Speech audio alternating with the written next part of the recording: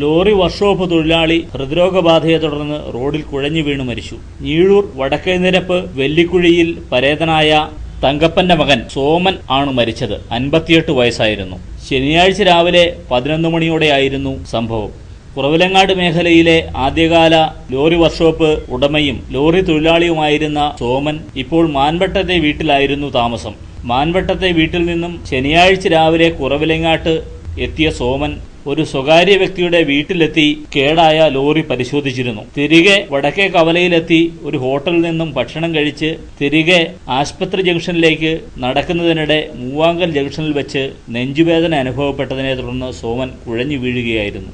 റോഡിൽ കുഴഞ്ഞു വീണ സോമനെ ഒപ്പമുണ്ടായിരുന്ന സുഹൃത്ത് വാഹനത്തിൽ തന്നെ സമീപത്തുള്ള താലൂക്ക് ആശുപത്രിയിൽ എത്തിച്ചുവെങ്കിലും ജീവൻ രക്ഷിക്കാനായില്ല. അപ്രതീക്ഷിതമായ സോമന്റെ വിയോഗവാർത്തയറിഞ്ഞ് നൂറുകണക്കിന് ആളുകളാണ് കുറവിലങ്ങാട് താലൂക്ക് ആശുപത്രിയിലേക്ക് എത്തിച്ചേർന്നത്. വർഷങ്ങൾക്ക് മുമ്പ് കുറവിലങ്ങാട് മൂവാങ്കൽ ജംഗ്ഷനിൽ സ്വന്തമായി ലോറി വർക്ക്ഷോപ്പ് നടത്തിയിരുന്ന സോമൻ ഏകദേശം 15 വർഷങ്ങൾക്ക് മുമ്പ് ഇവിടെ നിന്നും വർക്ക്ഷോപ്പ് നിർത്തി പോയിരുന്നു. പിന്നീട് സ്വകാര്യ വ്യക്തിയുടെ കോട്ടയം വാകത്താനത്തുള്ള ലോറി വർക്ക്ഷോപ്പിലെ മുഖ്യ തൊഴിലാളിയായി ജോലി ചെയ്തു വരികയായിരുന്നു. വിവരമറിഞ്ഞെത്തിയ വീട്ടുകാർ മൃതദേഹം മാൻവട്ടത്തെ സോമന്റെ വീട്ടിലേക്ക് കൊണ്ടുപോയി. സംസ്കാരം ഞായറാഴ്ച രാവിലെ 10-ന് മാൻവട്ടത്തുള്ള സോമന്റെ വീട്ടുവളപ്പിൽ നടക്കും.